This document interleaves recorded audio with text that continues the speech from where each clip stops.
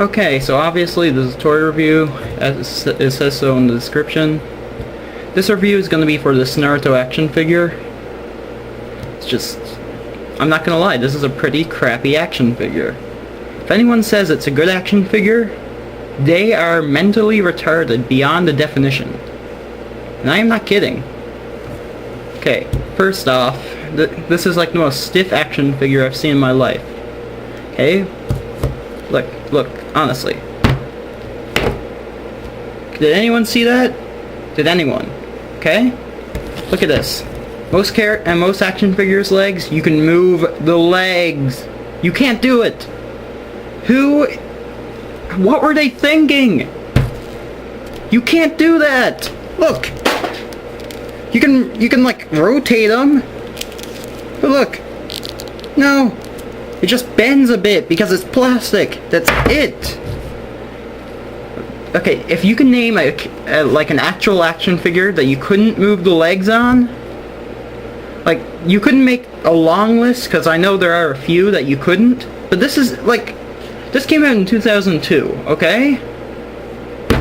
I'm just pretty pissed off at this. Like, you can't move the legs. Look, almost every action figure you can move the legs. Almost any other. This is Batman. Oh look, you can move the leg. In fact, you can even bend it in the middle of the leg. I have no idea what this guy's name is, but I'm pretty sure you can like move his legs too. Yeah, move his legs, even bends. It's a bit stiff, but you can still do it. And like, I mean, come on, if you're selling action figures to kids, you have to at least make it a little bit bendable. I mean, like, the only thing that I can find that I could actually move on the legs were rotating the feet. Yeah. Have you ever, like, as a kid, have you ever got an action figure and said, yeah, you know what'd be awesome? Just keeping the legs still and rotating his feet.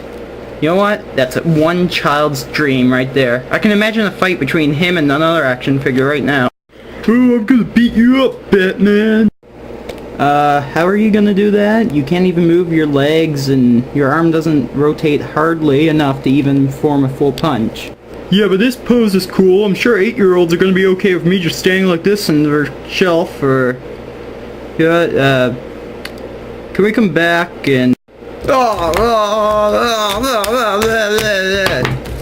Yeah. You see? Whoa. Now you may be saying, oh, but whoever's reviewing this, he hasn't said his name, but whoever's reviewing this, you know, he can get some cool, you know, poses like, whoa, I'm a good fight. Honestly, this is the best poses I could do with this guy. Look at this. Look. This is how his arm rotates. That moves. That moves. I couldn't even do it right there. Like, yeah. This one, you can't. This one rotates. His hand rotates, this rotates, and this rotates. I swear, this is more of a pose toy. Which doesn't make any sense, because it's marketed to, like, young kids. Oh, his head moves. Kind of moves up and down a bit. This moves. But, you know, like, still. One of the things as a kid I could not do was get my action figures to stand up straight. I thought they'd fix it by the year 2000. This came out in 2002, it still can't do it. Watch. Okay, look. I honestly have been trying before this to do it up to 20 to 30 times to get him to stand. I have tried a lot. Look, see his feet? Look, since they rotate, it's hard to get that right position, and since his body weight is always shifting, he always falls. Okay, like, I'm not saying that people should invent magic to make him stand up straight, but I mean, at least like a stand for every action figure that's a bit flat and kind of centers the weight. Okay, now the whatever, I think it's like second, fourth, or whatever. Okay, is this. This is one kick-ass action figure, okay? Yeah. Okay, I got this back when I was a kid. I played with this a lot, simply because I liked it so much. And mainly because, like, most of the Batmans I saw were, like, nice and kind. This one had blades on his wrist. You know Batman is kick-ass when he has blades on his wrist, okay? And, like, I never, like, like, I never knew if he was wearing a costume or if it was body paint. I mean, you can see the muscles right through, and like, and you, like, I'm just perplexed. I mean, by the looks of it, he's actually wearing boots, right there. It's like hooker boots, except without the heel thing. I mean, like, I know I said I like this, but I mean, I'm just nitpicking right now. And look, even up here, this is popping out. It's like a little chain he's wearing over it. You know, if they at least made a suit, it should at least not show his muscles too much, because, you know, most kids are probably saying, hey, look at this action figure, he's naked. No, he's not, he's wearing his outfit. No, he's not, you see this chain? That's his outfit and his little wrist thingies. Holy shit, you're right. Yeah.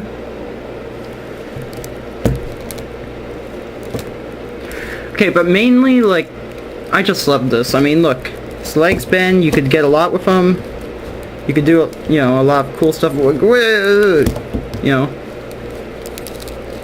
Like, I just like them.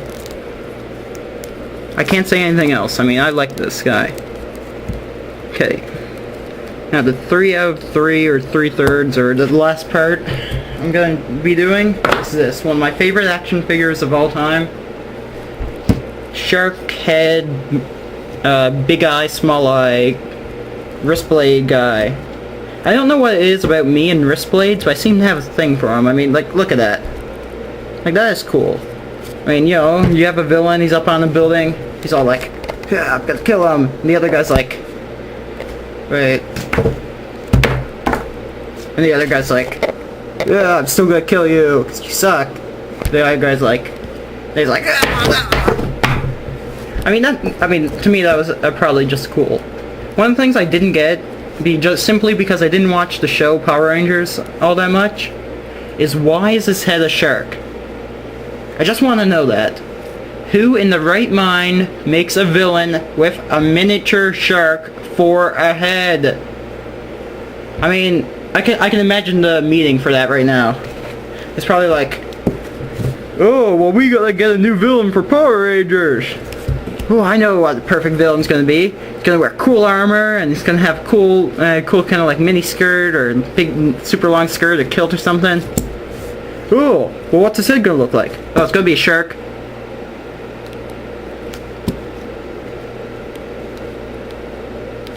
First blade attack! Ah! And you know, then like, you know, I just played with this guy a lot, just simply because he looked like a really cool villain. You know, you could have him and his minion, and he'd be like, attack! And he'd be like, ah! And you know, he'd run and he'd lose, and then this guy would be killed easily. But you know, like, I'm missing his back thingy and a sword that came with him. But you know, it's still a good character. Like, you know, the main reason I'm doing these reviews is just to show like what guys I really like to use as a kid. I mean, like, this guy was awesome.